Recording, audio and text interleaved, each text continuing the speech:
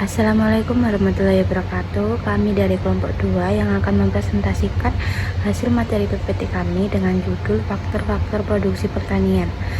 Langsung saja kita simak ke pembahasan yang pertama yang akan dibahas oleh teman saya.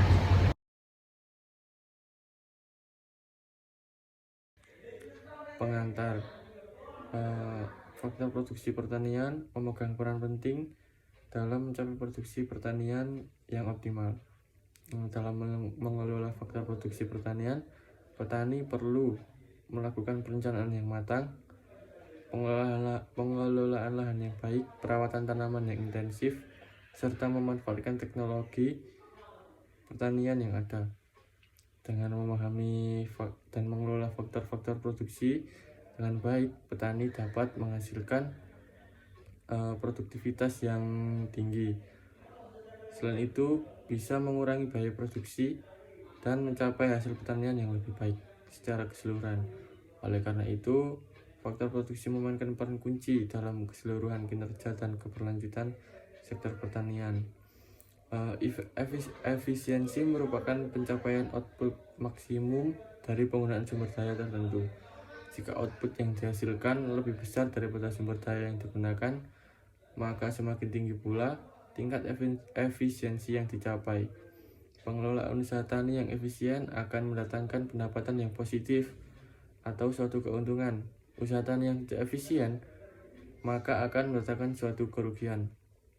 Usaha tani yang produktif efisien adalah usaha tani yang produktivitasnya tinggi. Ini bisa dicapai jika manajemen pertaniannya itu baik.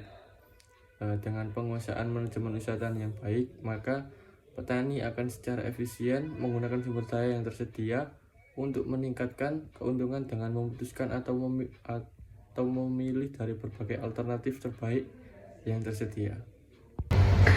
Faktor yang pertama yaitu ada sumber daya alam. Faktor alam adalah segala yang disediakan alam, baik langsung maupun tidak langsung, yang dapat digunakan manusia untuk memenuhi kebutuhannya. Faktor produksi alam terdiri dari air, iklim, lahan, flora, dan juga fauna. Tanpa adanya komponen itu semua, maka tidak ada hasil pertanian pengelolaan yang bijak terhadap tanah. Pengaturan air dan adaptasi terhadap kondisi iklim lokal merupakan kunci kesuksesan dalam pertanian. Penyesuaian teknik budaya dengan karakteristik tanah dan iklim tertentu dapat membantu petani mencapai hasil yang lebih baik dalam usaha tani mereka. Faktor produksi alam yang pertama yaitu ada tanah ataupun lahan. Tanah dibagi menjadi 3. Yang pertama yaitu ada kualitas tanah. Kualitas tanah sendiri itu merupakan salah satu faktor produksi utama dalam usaha tani. Kualitas tanah termasuk dalam tekstur, struktur, dan juga kandungan nutrisi yang sangat mempengaruhi tanaman untuk tumbuh dan juga berkembang. Beberapa jenis tanaman memerlukan jenis tanah tertentu untuk menghasilkan hasil yang maksimal. Yang kedua yaitu ada drainase dan retensi air, di mana kemampuan tanah untuk mengalirkan air dan menyimpan kelembapan menjadi faktor yang paling penting. Tanah yang baik dalam drainase untuk mencegah genangan air, sementara kemampuan menyimpan air membantu tanaman selama periode kering. Dalam usaha tani, lahan menjadi salah satu faktor produksi yang penting yang mempunyai karakteristik berbeda dalam faktor produksi lainnya. Lahan merupakan kumpulan atau hamparan yang tersedia di alam yang tidak bisa diperbaharui, tetapi dapat dikelola guna mendukung keberhasilan usaha tani melalui pengelolaannya, pemupukan, dan juga pengairan.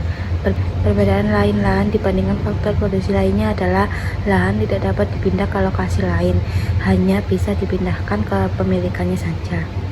Lalu faktor yang kedua yaitu ada air, di mana air juga dibagi menjadi 3, yaitu ada irigasi.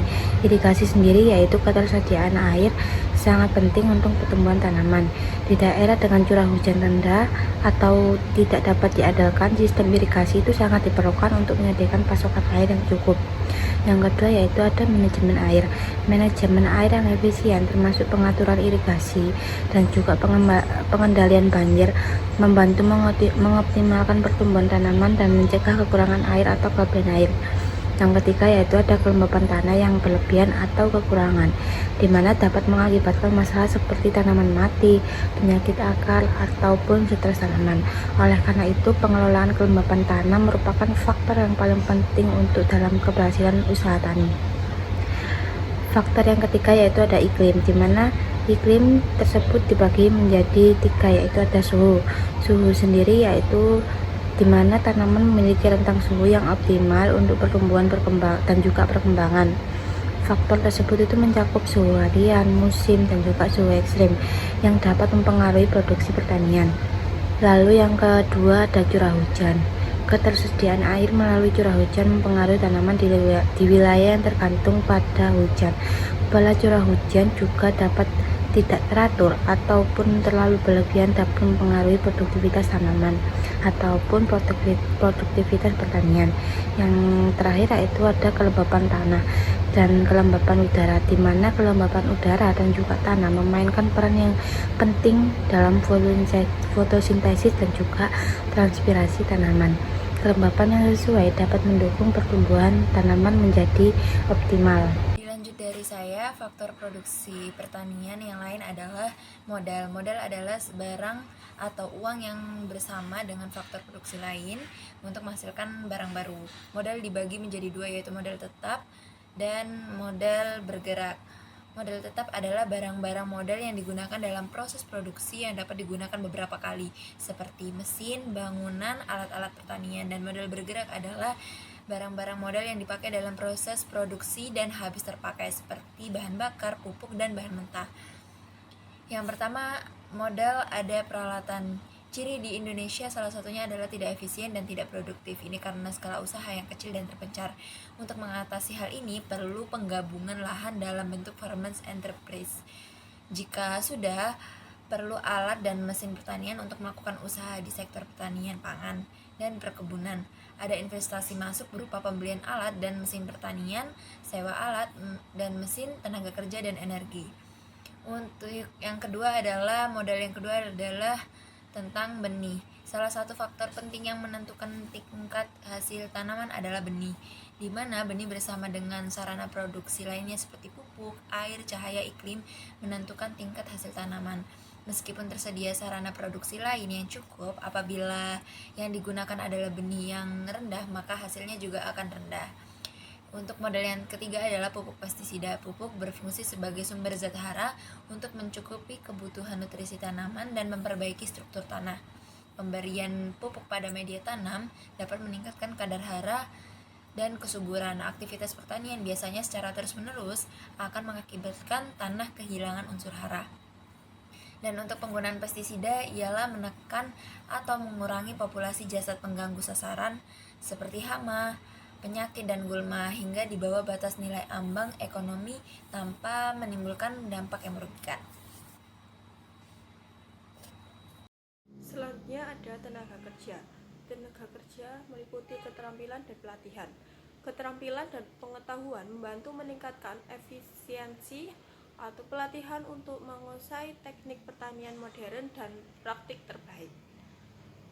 Pelatihan sendiri, teknik budidaya tanaman, penggunaan alat mesin pertanian, manajemen sumber daya alam, pengendalian hama dan penyakit, dan praktik-praktik pertanian berkelanjutan. Selanjutnya ada pemilihan komoditas pertanian juga dapat mempengaruhi jumlah tenaga kerja yang diperlukan. Tanaman hortikultura misalnya cenderung membutuhkan lebih banyak tenaga kerja dibandingkan dengan tanaman pangan. Selanjutnya ada teknologi dan tenaga kerja.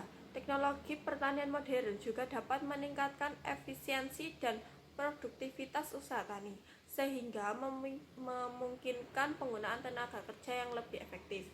Oleh karena itu, pelatihan dalam penggunaan teknologi pertanian juga sangat penting bagi tenaga kerja pertanian. Manajemen pertanian.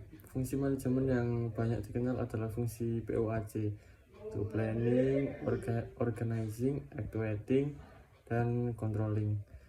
Namun di usaha tani sendiri secara spesifik terdiri dari planning, implementation, control, and management, dan adjustment.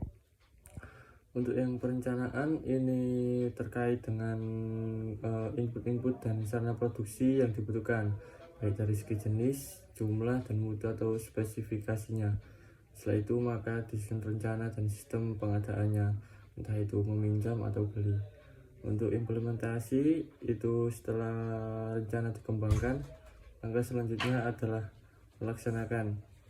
Ini termasuk bagaimana memperoleh sumber daya dan bahan yang diperlukan untuk menjalankan rencana dan mengoptimalkan penggunaan berbagai sumber daya tersebut. Yang ketiga, kontrol. Fungsi kontrol mencakup pemantauan hasil, pencatatan informasi, dan membandingkan hasil dengan standar. Ini memastikan bahwa rencana tersebut diikuti dan memperoleh hasil yang diinginkan. Nah, yang keempat yaitu adjustment atau penyesuaian. Penyesuaian ini dilakukan jika informasi yang dikumpulkan selama proses pengendalian menunjukkan bahwa hasil tidak memenuhi tujuan, sehingga perlu dilakukan penyesuaian untuk menyesuaikan mungkin itu teknologi yang digunakan atau mungkin memerlukan perubahan usaha tani. Lalu untuk slide selanjutnya yaitu ada studi kasus.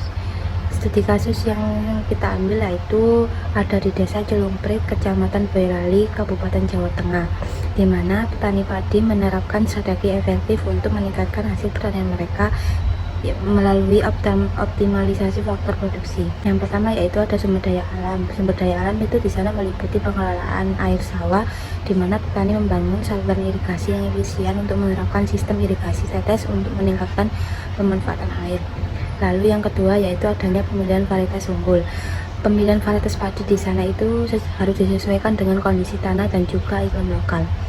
Lalu untuk modalnya sendiri, petani memanfaatkan modal dengan cara pemupukan bertarget, di mana pemupukan bertarget ini disesuaikan dengan kebutuhan tanaman. Lalu dan juga didasarkan pada analisis tanah reguler. Lalu yang kedua yaitu menggunakan investasi alat modern, di mana mereka memperkenalkan mesin tanam dan juga panen untuk meningkatkan efisiensi dan juga mengurangi beban kerja manual bagi para petani.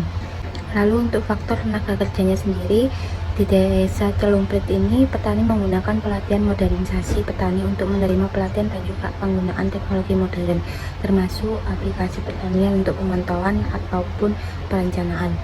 Lalu yang kedua yaitu adanya kolaborasi petani untuk menerapkan model pertanian berkelanjutan dan membangun koperasi petani untuk mendukung pertukaran keterampilan dan sumber daya.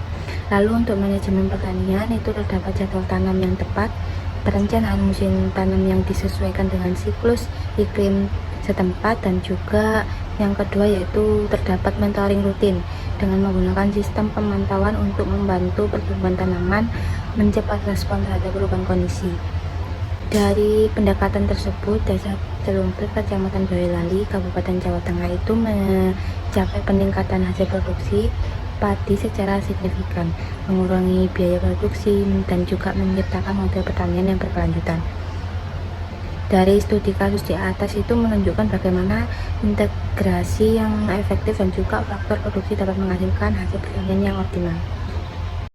Dan untuk kesimpulannya, dapat disimpulkan dengan memahami pentingnya sinergi antara sumber daya alam, modal, dan tenaga kerja, serta peran manajemen yang efektif dalam usaha pertanian, petani dapat meningkatkan produktivitas, efisiensi, dan keberlanjutan usaha tani mereka. Implementasi praktik-praktik terbaik dalam manajemen sumber daya dan tenaga kerja dapat membawa dampak positif bagi hasil pertanian dan keberlangsungan usaha pertanian secara keseluruhan.